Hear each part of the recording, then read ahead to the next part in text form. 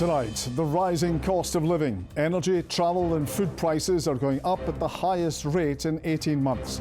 The worst off are counting the cost, and businesses say it's tougher than ever. This is the worst set of trading conditions that I've seen to date. I'm just hoping things do get better. Inflation is running at 3.6%. Also making the headlines, cleared of gross misconduct. The NHS nurse who complained about sharing a changing room with a transgender doctor. In sport, from the Far East to the East End, Celtic close in on another Japanese signing.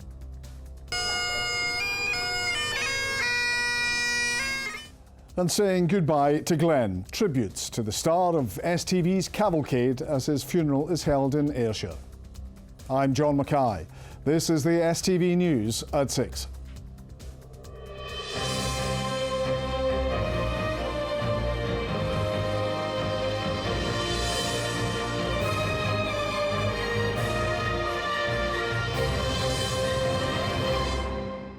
Good evening.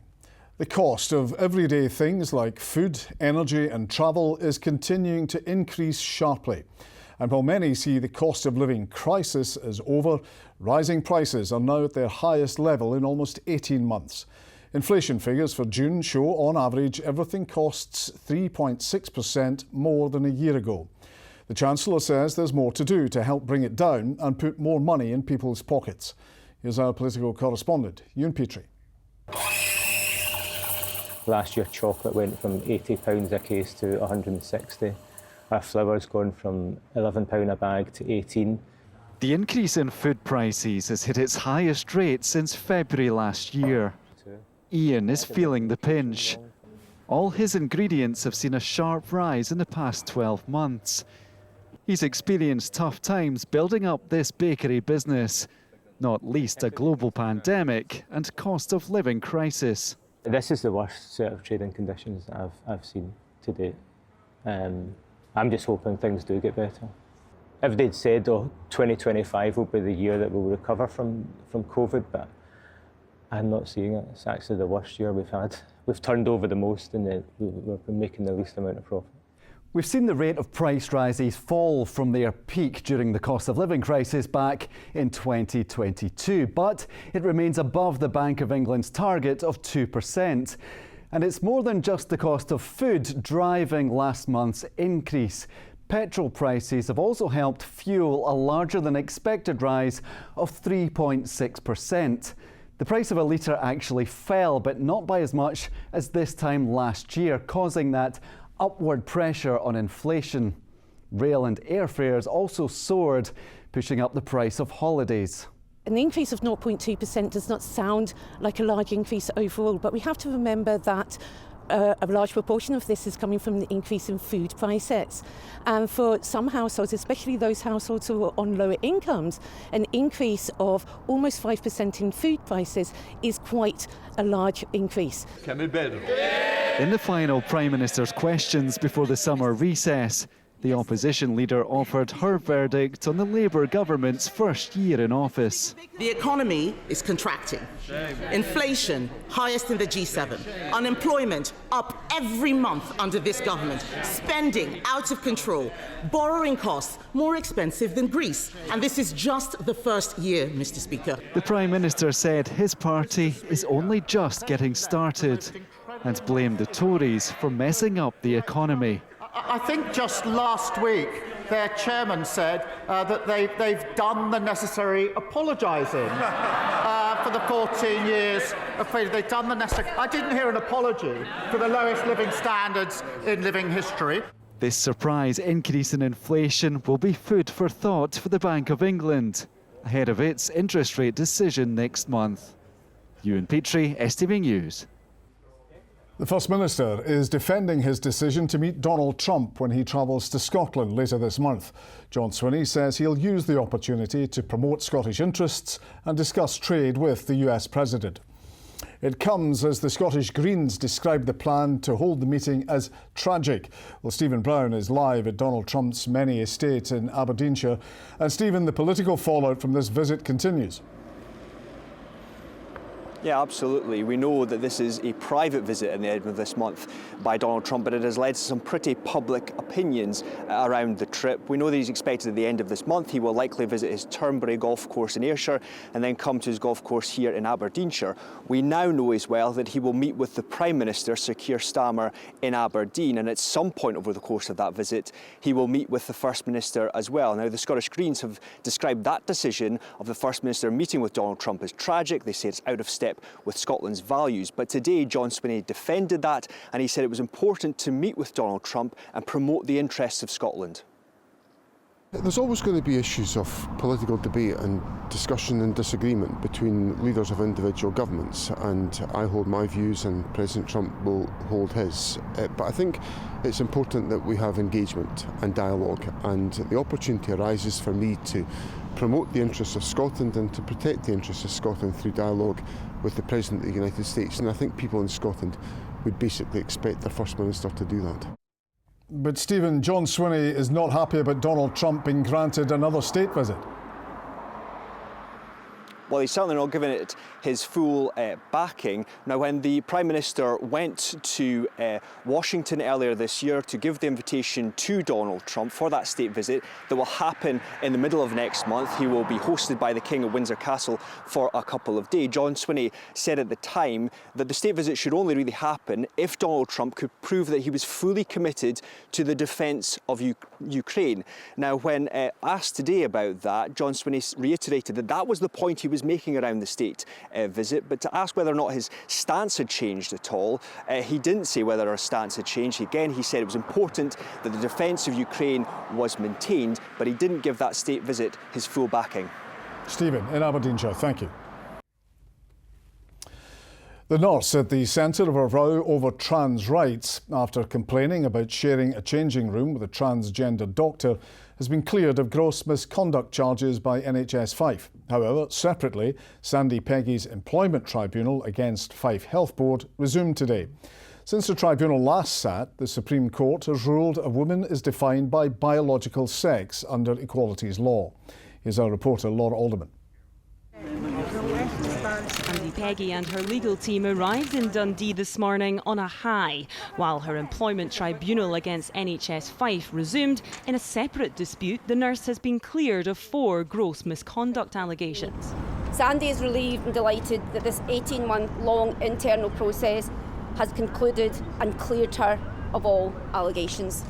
Thank you. This tribunal has garnered more attention than most and revolves around an incident at Kirkcaldy's Victoria Hospital in December 2023. Miss Peggy had already raised concerns about a transgender doctor, Beth Upton, using the women's changing rooms. The pair had an altercation about sharing the space, and Miss Peggy was suspended shortly after. Miss Peggy is lodging a complaint of sexual harassment against NHS Fife and Dr Upton. Today's witness was Isla Boomba, Equality and Human Rights Lead at NHS Fife, who previously said Dr Upton had a right to use the female changing room as it reflected their lived gender. Miss Boomba told the panel that there was and still is no official policy in place in NHS Fife for trans employees, so she sought advice and guidance from other health boards and even Googled policies in England. She added she was also waiting for national NHS guidance called the Once for Scotland policy, but this was only ever soft launched. Supporters of Sandy filled out the hearing room today, but the First Minister stood firm in his support for the health board. Of course, I've got faith in NHS Fife. They've got important work to deliver in relation to the healthcare of individuals in the community of Fife, and it's important they're able to get on with that task. Today, the KC representing NHS Fife and Dr Upton told the panel the Supreme Court decision in April that the definition of a woman and sex refers to biological women and biological sex was an abstract case, and it was not about workplaces or toilets. While under cross-examination, Miss Boomba was repeatedly pressed on why she often referred trans issues to HR, despite being the Health Board's expert on human rights. She admitted she did not give enough consideration to a key piece of workplace legislation, telling the panel, "In light of everything, there's things I could do differently and paid more attention to. I think we have evolved since July 2023. number, she mucked it up, now she's trying to escape. NHS Fife has spent more than £220,000 defending itself against Miss Peggy's action, which is set to continue for the next 10 days. Laura Alderman, STV News Dundee. A Scottish MP has had the Labour whip temporarily suspended over repeated breaches of party discipline. Brian Leishman, the MP for Alloa and Grangemouth, rebelled over planned welfare reforms, forcing a major U-turn. He's also criticised the response to the closure of the Grangemouth oil refinery. Along with 3 other MPs who have lost the whip, he will now sit as an independent.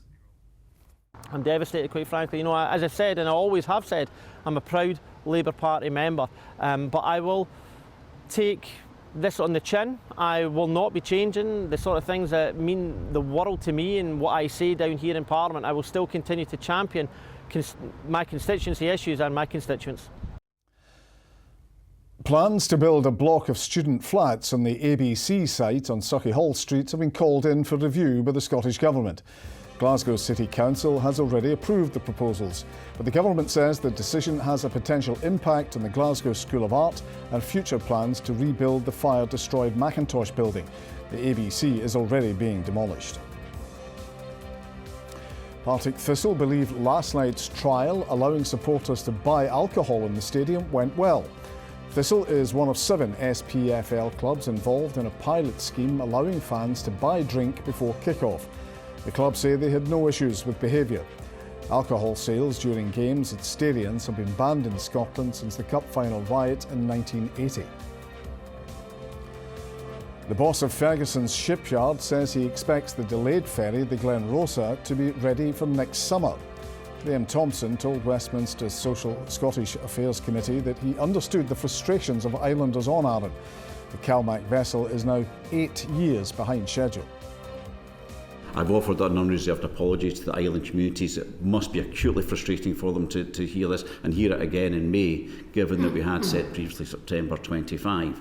But I'm confident in what we've done and even what I've seen in the last 2 months, that we are confident we'll make it for Q2 26. But we do need to mitigate some risks before we can actually narrow that down in a tighter band. It's the first view greeting visitors after stepping off a train and into the city centre of Glasgow. But some might say it's not always welcoming. Now, the council wants views on how the area of Gordon Street outside Central Station could be improved so it's more attractive and accessible. Raheem Cham has been out to see what people think the area needs. They say first impression counts, and this is the first thing you see when you step out of Glasgow Central Station. Clutter, people sleeping on the streets, and sometimes antisocial behaviour.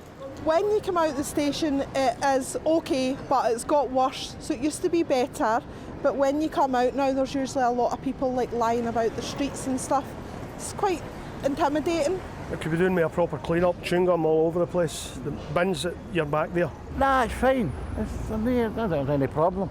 A little untidy, but it's surrounded by these beautiful heritage buildings. I think it's an absolute shambles. It's busy, it's a bit chaotic.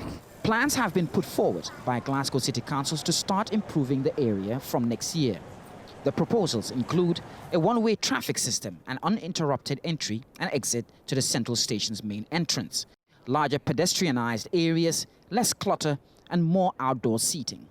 There's quite a lot of pedestrian pinch points. There's often, especially kind of busy commuting times, there's often not a lot of space to navigate around. So creating more pedestrian space as part of these proposals is absolutely essential. But we do still want to maintain access arrangements, especially for taxis, and the taxi rank will remain as part of the plans and the proposals. Since its opening in 1879, Central Station has been a linchpin for the city, serving as a major transportation hub and playing a crucial role in Glasgow's social and industrial history, while maintaining its Victorian features and architectural significance. Some locals say Gordon Street gives a poor first impression of Glasgow, but with the proposed facelift plans which promises more space, less traffic and a clearer view of the station's historic features, perhaps then it may give tourists a positive first impression. Raheem Cham, STV News, Glasgow. Now, Ronnie's here with the sport and Celtic dipping into the Far East market again. It seems so, John. Yes, it's a market that's been so successful for them in the past. Obviously, Ange Postecoglou, the previous manager, Kyogo Furuhashi, Maeda, Hatate, and now Brendan Rodgers is looking to the Far East once again.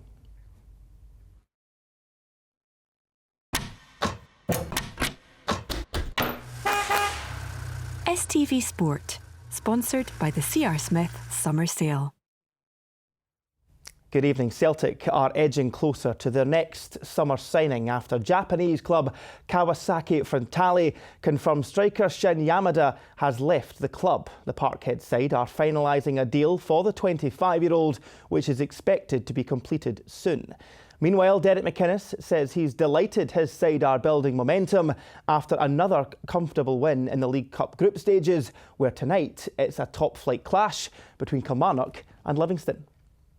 Will this be Celtic's next man from Japan? Shin Yamada, having left J-League side Kawasaki Frontale, looks destined for Glasgow's East End. The striker scored 19 goals in 38 league games last season and also earned his first international cap for Japan this year. Celtic are putting the finishing touches on a deal which would see the 25-year-old become the 6th new arrival in green and white. In the League Cup, it was another impressive performance from Hearts as they brushed aside Hamilton in a 4-0 win. Debutant Stuart Findlay opened the scoring before Elton Kabangu, James Wilson and Claudio Braga rounded off the victory. Jean's Bertel Escu had to wait until the 90th minute to seal his first competitive win for Motherwell after a nervy 2-1 win over Peterhead. Stephen Robinson says his St Mirren side still need new faces to freshen things up. That, after a close 2-1 win over Forfar, sees the Buddies move top of the League Cup group. And tonight is the battle of the Premiership as Kelly welcome Livy, as Jamie Brandon gets set to face his former club after his move to Ayrshire. I find it a little bit strange. Obviously, I was there for 3 years and only just left not long ago, and you're back playing against them, so it's quite a quick turnaround, but it's one I'm looking forward to and want to showcase what us at Kilmarnock can do against them. I don't think we can read too much into it in terms of how this game goes, how the first league game's going to go in a couple of weeks' time, so I'm not going to put too much emphasis on that, but if we want to qualify from the cup section, we're going to have to go and win this game of football. To cycling, and Scotland's Oscar Onley admits he's still adjusting to life in the limelight after stunning the Tour de France to take a place inside the top 10 in the standings. But with daunting mountain stages still to come, the 22-year-old from Kelso is keeping his feet on the ground as he challenges for cycling's biggest prize. Jamie Bothwick can explain. Crossing the line in Toulouse after another impressive ride. Oscar Onley sits 7th in the Tour de France general classification in just his second time on the Tour, throwing a whole new level of attention towards the Scottish youngster. Having to do interviews every day, and yeah, also just people knowing my name now is something that seems quite strange to me. I don't know, I don't feel that comfortable with it, but I guess something that comes with the job and something I'm accepting more and more. To be as close as I have been to winning stages or being with the top guys is something I wasn't really expecting, and so yeah, it's been really nice for the confidence. Onley took up cycling and races through his hometown of Kelso, and watching the Tour de France as a child ignited his ambition to reach the top. Yeah, that was my first memories, was the battle between Contador and Schleck on the Tourmalet in the mist, in the yellow and white jersey. And yeah, it must have been something there that kind of got me inspired and yeah, made me want to get on a bike and to start. After a tough race today, the Tour now moves to the punishing climbs of the Pyrenees. I'm going to learn a lot more about myself this week. I'm also realistic. I know that there's a good chance that I do have a bad day, whether it's this week or next week, or I'm just not at the level of these guys on the longer climbs.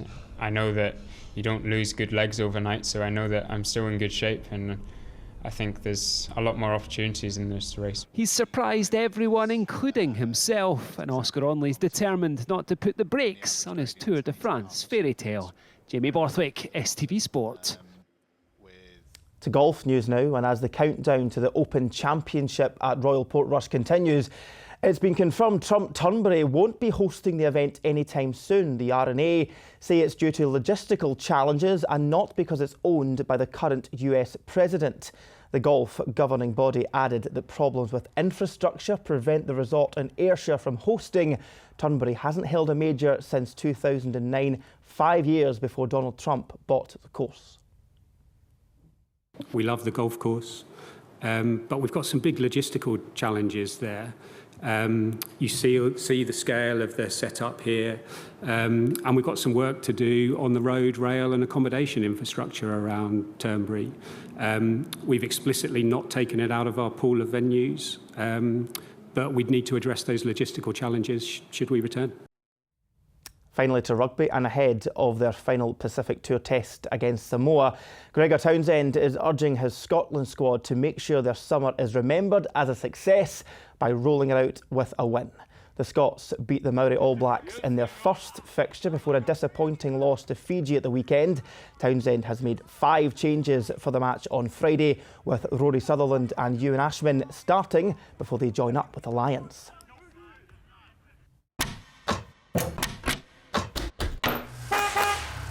STV Sport, sponsored by the C.R. Smith Summer Sale. So Ronnie, we had a good Wimbledon, similar high hopes for the Open? Hopefully, it's one of the best days of the year, day one of the Open Championship. Our man Bob, he didn't have the greatest Scottish Open, he'll admit that himself, but there's just a feeling in and amongst his camp that this could be the one. So Bob McIntyre is my pick for the Open. There you go. Not because we're biased and we're STV, but anyway, we want the Scot to do well. But Bob McIntyre starts tomorrow at 2:48 with Justin Rose and Bryson DeChambeau. So we'll be certainly looking out for that one tomorrow. I hope you haven't just ruined it for him by tipping him, but there you go. Good luck, Bob. Cheers, Ronnie. Thank you. Now the weather with Sean. A clear start makes way for a day of ancient discoveries. TUI sponsors STV Weather. Hello there. Well, let's start this evening by asking the question, will the heat wave return? And have a look at the long-term temperature trend. This is what I've plotted for the rest of the month. Last week, the temperatures were right up at that red bar, so we were in the high 20s, low 30s in places. It does look as if through the rest of the month we're nowhere near that. You don't need to worry about a return to the heat wave. I say worry about it. I know some of you like very hot conditions, but many of you don't. It doesn't look as if we should see those 30s returning through the rest of this month, but temperatures generally around average, either side probably of around 18, 19, 20, 21 degrees Celsius. So still feeling pleasant enough in the sunshine, but not the very high temperatures. Although August, that's sometimes when we get to the high 20s, 30s at times, so still a chance in August. Now, out there tonight, a lot of dry, sunny weather to end the day. Temperatures about 13, 14 degrees. Clear spells through tonight. Overnight, we will start to see a wee bit more cloud moving into the west, and a dry, sunny start further east tomorrow morning, but cloudier skies during the afternoon. Of course, yesterday we had those heavy, thundery downpours around parts of Renfrewshire, North Ayrshire and Glasgow, and some localised flooding issues. Tomorrow in western areas, again, we see a return to those heavy and possibly thundery downpours and the risk of some flooding. So some heavy showers in the west tomorrow. Plenty of showers still around on Friday, but the worst of the showers hopefully Saturday and Sunday across eastern parts. Bye-bye. TUI sponsors STV Weather.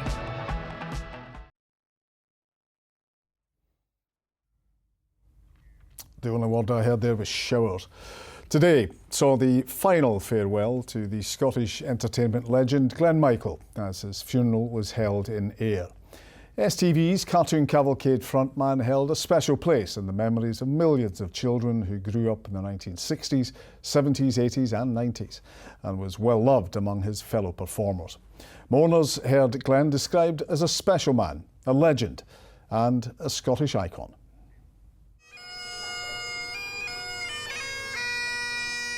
Honouring one of Scotland's last variety stars.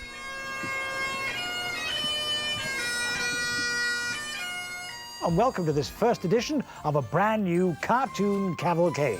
Glenn Michael, who died at the age of 99 last week, was one of the last of Scotland's golden variety era. Hey, wait a minute! In Ayr today, mourners turned out to say their final goodbye. Born Cecil Buckland in Devon in 1926, it was in Scotland where he became a household name. His early career saw him perform alongside Ricky Fulton and Jack Mulroy, before Cartoon Cavalcade on STV brought him his own success, dominating weekend viewing for children for more than 20 years. Mr. Glenn Michael. His grandson shared memories of all the family getting involved. Being a grandchild or great-grandchild of Grandpa was never an ordinary experience. One day, Mum and I were walking past the back of Hourson's in Ayr when we were out shopping in the early 90s and happened upon a film crew pointing cameras towards one of the window displays. We then spotted Grandpa dressed in Grandma's Sunday best, including her hat she wore to Chris and Ann's wedding, pearls and all, and in full flow, playing a window dresser for one of the Cavalcade Christmas specials. Just your average grandparent. He was the one with all the inventive ideas, you know. He didn't just present the show. He invented things, he read about things that could be done. He was passionately interested in making the programme work in all sorts of marvellous ways. He really touched the lives of so many children and young people growing up in the 70s and 80s, all of whom would have watched the show on a Sunday afternoon, and to have so many people sharing his legacy here is really fitting. Quite simply a legend, STV royalty. That's all you need to say. When his show ended in 1992, he was still ever present in living rooms through his radio show. And the cavalcade lived on, taking the fun and hijinks around schools with his beloved wife, Beryl. Today he was remembered as a legend, an icon, and there were smiles as a collection of pictures from over the years showed only a small glimpse into a life well lived. The overwhelming thing for us has been how many people loved him. It really it's hard to really absorb that. Where would I have been without you? Thank you from the bottom of my heart. You take care of yourselves. Bye-bye. Warm tributes and happy memories of Glenn Michael and Cavalcade from all of us here. Have a good night.